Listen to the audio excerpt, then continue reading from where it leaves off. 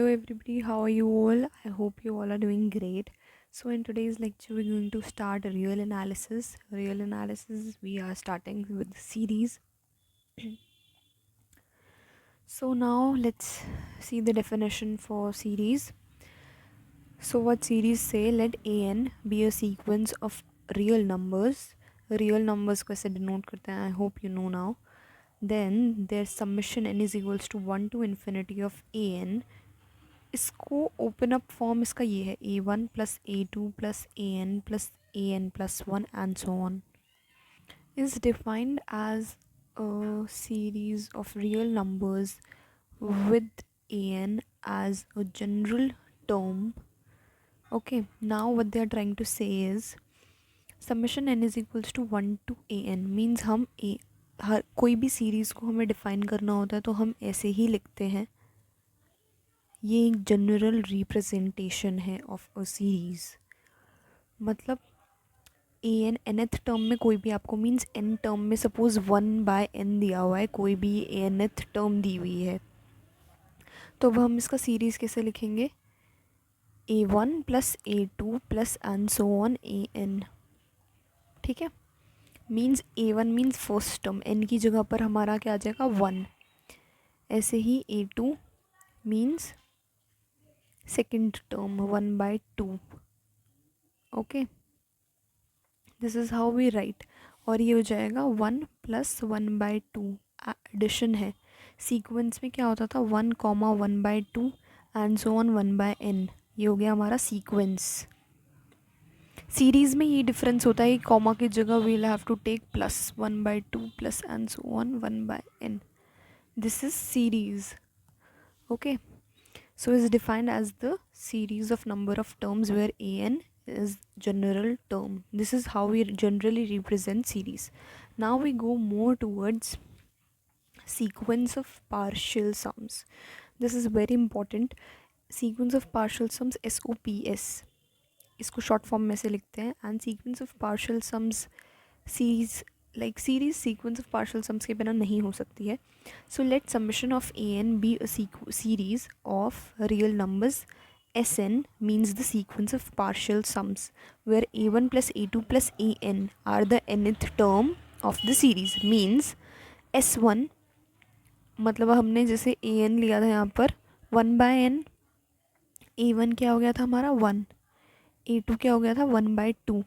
ऐसे ही similarly S1 क्या होगा हमारा a1 जो कि यहाँ पर 1 हो गया लाइक दिस. ठीक है, S2 क्या होगा a1 plus a2. Summation of n is equals to 1 to 2 an which is equals to a1 plus a2. इतनी ही टर्म होगी हमारी अभी. S1 plus S2 sum sequence of partial sums मतलब a1 के साथ a2 के साथ a1 का सम. अब S3 निकाल रहे हैं हम, मतलब स्टार्टिंग की 3 टर्म्स का सम. a1 plus a2 plus a3 means जो निकाला फर्स्ट सेकेंड थर्ड, ये हो जाएगा n is equals to 1 2 3 an. अब हम फोर्थ टर्म निकाल रहे हैं मीन्स समेशन ऑफ स्टार्टिंग की 4 टर्म्स. तो summation n is equals to 1 to 4. कितनी टर्म निकाली S4, तो 4 टर्म्स ऑफ an. ठीक है, एंड सो ऑन. ऐसे ही करते करते अगर हमें nth term sum of first n terms का निकाल रहे हैं means sum of first n terms, ये है सम ऑफ फर्स्ट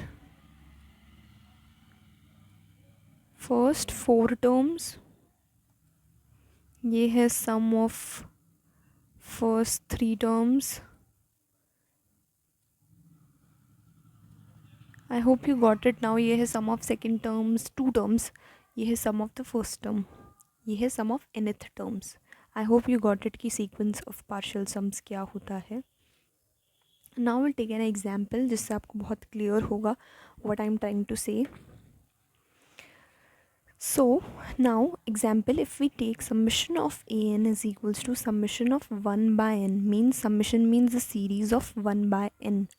1/n की हमने सीरीज ली है means a1 is equals to 1. अब हम a2 निकाल रहे हैं. a2 मतलब स्टार्टिंग की first 2 terms a1 plus a2 that is 1 plus 1/2. A3 means starting की first 3 terms, that is 1 plus 1 by 2 plus 1 by 3 according to the series. Okay. A4 मतलब starting की 4 terms according to the series. We have 1 plus 1 by 2 plus 1 by 3 plus 1 by 4 and so on. Starting की first nth terms 1 plus 1 by 2 plus 1 by 3 plus 1 by 4 plus and so on 1 by n.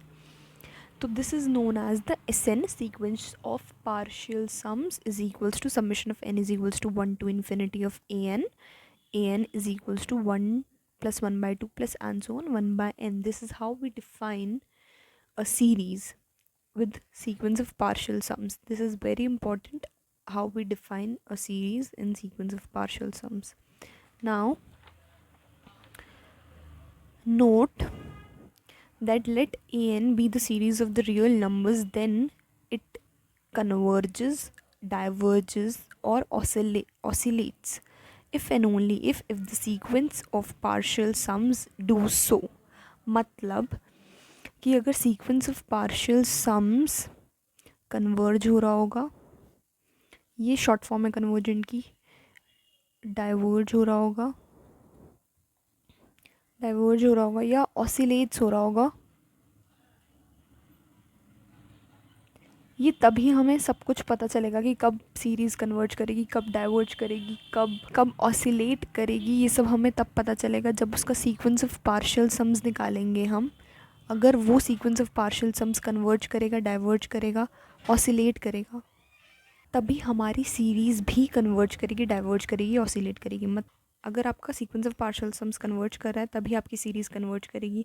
अगर आपका sequence of partial sums diverge कर रहा है तभी आपकी series diverge करेगी. अगर आपका फंक्शन मतलब series sequence of partial sums अगर आपका ऑसिलेट कर रहा है तो आपकी सीरीज़ भी ऑसिलेट करेगी. अभी you have to learn this, memorize it. Now when we come to sequence of an, so this is how we define a sequence, and for a series what we do is this is a series symbol, this is a sequence symbol, and summation of n is equals to 1 to infinity of an. Summation of n is equals to 1 to infinity means series of an, series of 1 by n. So series of 1 by n is 1 plus 1 by 2 plus 1 by n plus 1 by n plus 1 and so on. Series हमने definition, according to the definition of a series.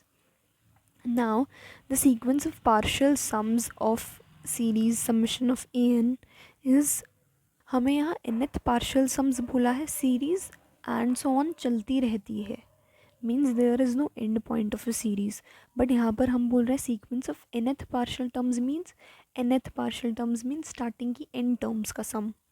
तो सम of 1 plus 1 by 2 ये हो गई starting की nth term according to the function, according to the series. Sorry, it's not the function, it's the series.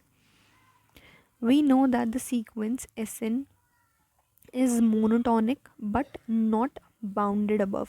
means हमें monotonic का मतलब क्या होता है ये आप सब सीक्वेंस में पढ़ के आ चुके हैं. मीन्स एक कोई भी हमारे पास अगर सीक्वेंस है 1 प्लस 1 बाई 2 प्लस, अगर आपके पास कोई सीक्वेंस है an 1, 2, 3, 4 एंड सो ऑन, ये चलता जा रहा है, मीन्स स्टेप बाय स्टेप 1 का इंक्रीमेंट होता जा रहा है इसमें, that is monotonically increasing.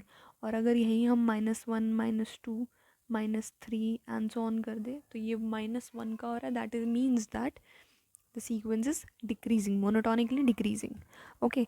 Bounded above means bounded is -1 to 1, मतलब इसमें इन्फीमम भी है और सुप्रीमम भी है, but it is bounded above. Bounded above means -∞ to 1 कह सकते हैं कि -∞ से हमारे पास मैक्सिमम सबसे बड़ा सुप्रीमम है बट इन्फीमम नहीं है, that is known as the bounded above. ये सब आप सीक्वेंस में पढ़ के आए होंगे, I know that. So sequence of partial sums पे आ जाते हैं. First that Sn plus 1 minus of Sn means nth term minus of Sn.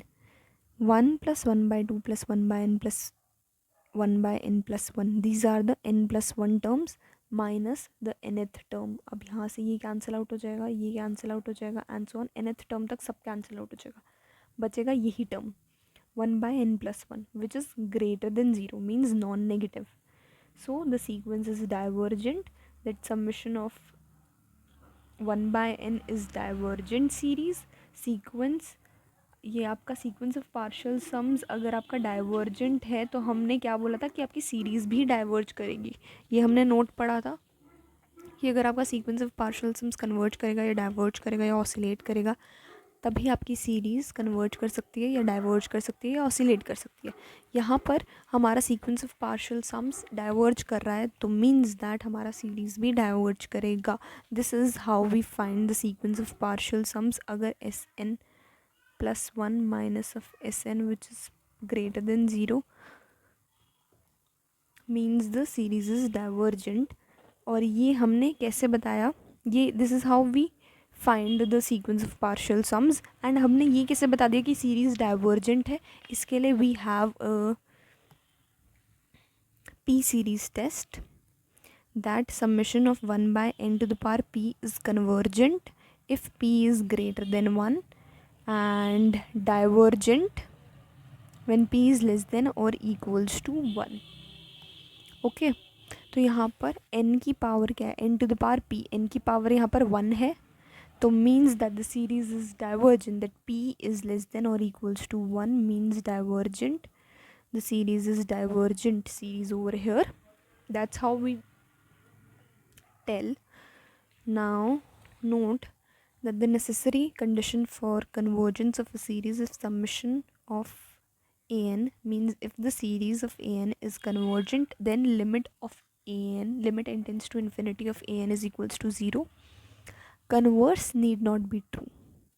मतलब हमने यहाँ पे क्या कहा है, कोई भी एक सीरीज़ होगी उसको कन्वर्जेंट हम कब कहेंगे, जब वो ज़ीरो पर जा रही होगी, मतलब जब उसकी लिमिट ज़ीरो पर जा रही होगी मींस वो सीरीज़ कन्वर्जेंट है। डाइवर्जेंट कब होगा, जब उसकी लिमिट ऑब्वियसली बात है ज़ीरो पर नहीं जा रही होगी। We say that the series is not convergent when the limit of A n which is not equals to zero.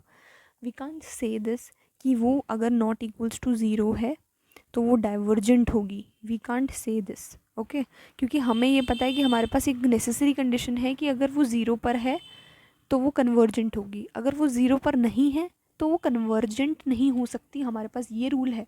But वो डाइवर्जेंट होगी, इसका हमारे पास कोई रूल नहीं है। इट माइट बी कन्वर्जेंट और इट माइट बी डाइवर्जेंट। हम so converse need not be true.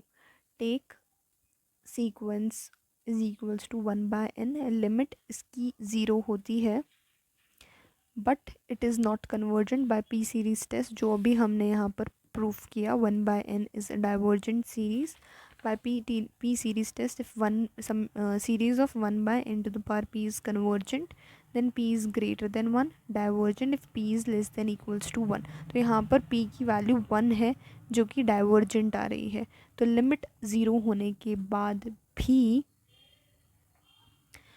Limit इसकी ज़ीरो होने के बाद भी सीरीज़ डाइवर्जेंट है, not convergent, means series divergent है बाय पी सीरीज़ टेस्ट। तो मतलब इसका कन्वर्स नहीं ट्रू।